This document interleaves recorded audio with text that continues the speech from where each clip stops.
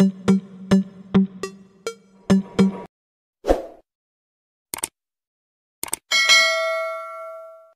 teman-teman semua, balik lagi di videoku. Videoku kali ini aku akan sharing tentang 10 langkah merawat wajah yang bisa teman-teman terapin buat merawat wajah dan menjaga kesehatan wajah kita. Yuk disimak. Yang pertama, teman-teman bisa melakukan pembersihan wajah dengan teknik double cleansing 2 kali sehari, atau di waktu malam hari, atau di saat teman-teman itu bermakeup tebal. Di langkah pertama, teman-teman bisa menggunakan whey cleanser ataupun micellar water atau micellar oil. Whey cleanser ini merupakan susu pembersih yang bisa mengangkat kotoran, debu, dan sisa makeup di kulit kita.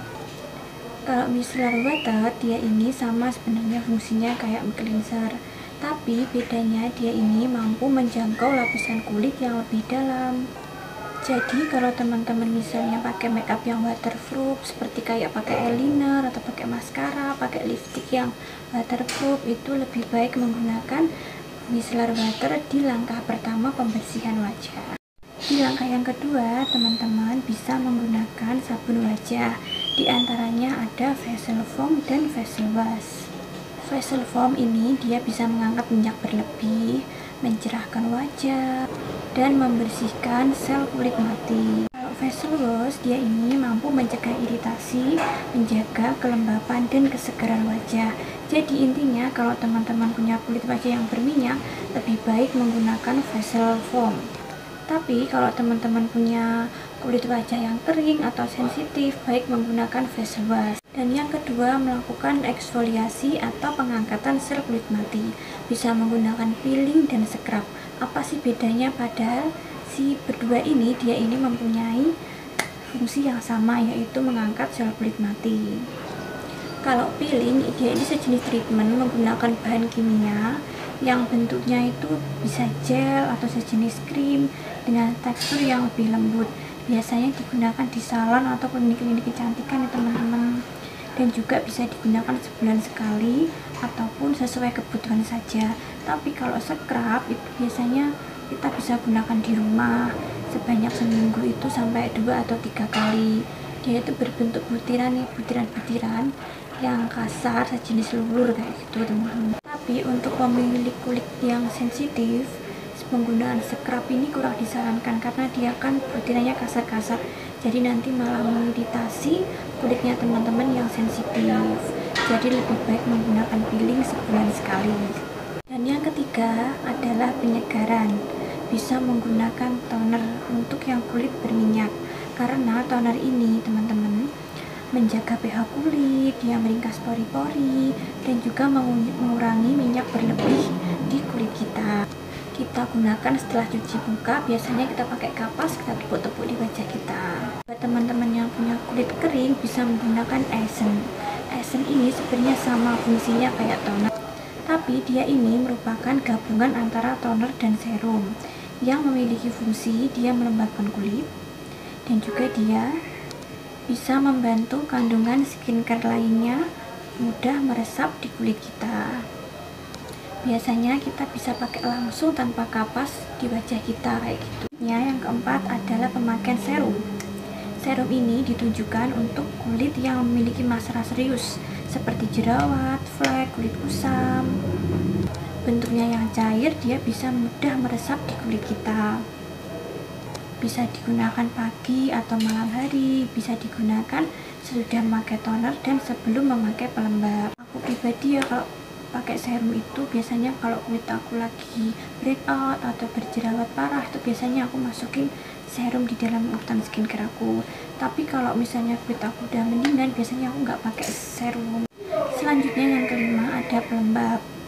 Bisa menggunakan moisturizer, day cream, atau night cream. Sebenarnya ketiga produk ini memiliki fungsi yang sama, yaitu melembabkan.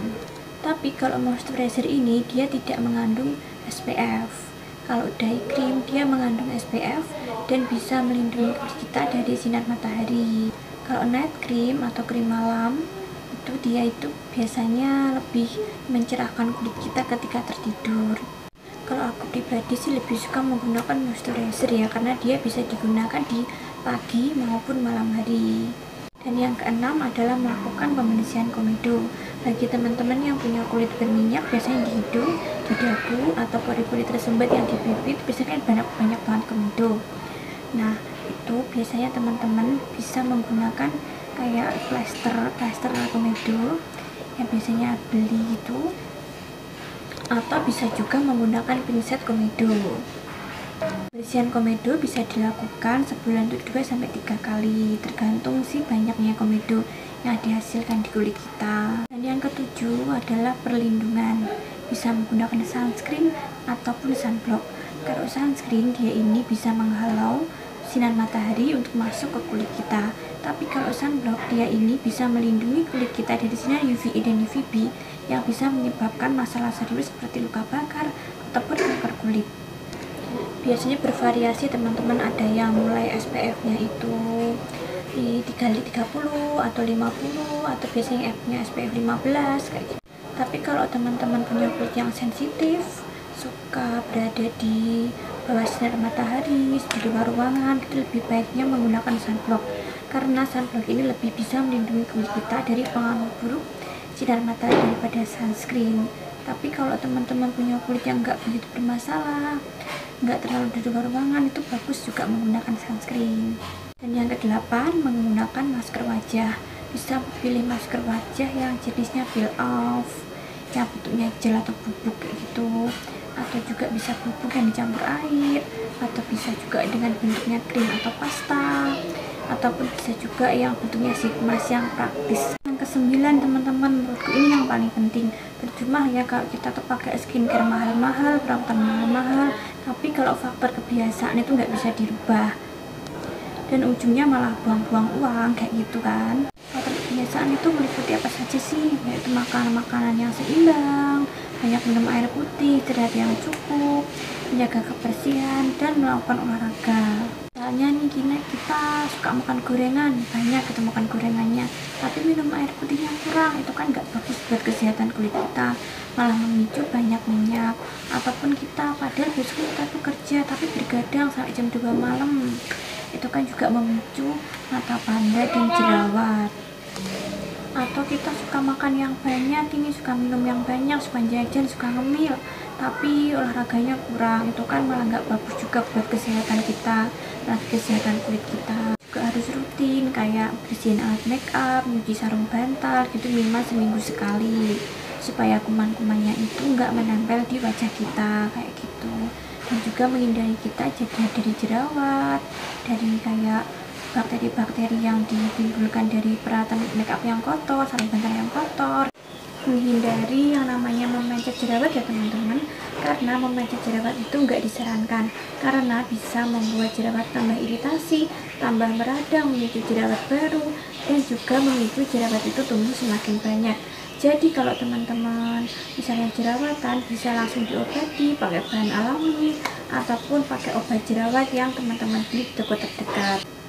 Dan yang ke-10, yang terakhir adalah kalau teman-teman misalnya punya budget lebih ataupun punya waktu luang kayak gitu, lebih baiknya juga melakukan facial di salon sebulan atau 2 bulan sekali untuk menjaga kebersihan muka kita gitu.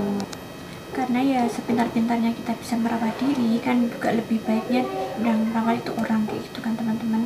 Jadi lebih baiknya juga melakukan facial di salon, klinik kecantikan. Oke teman-teman, sekian itu ya video dari aku hari ini.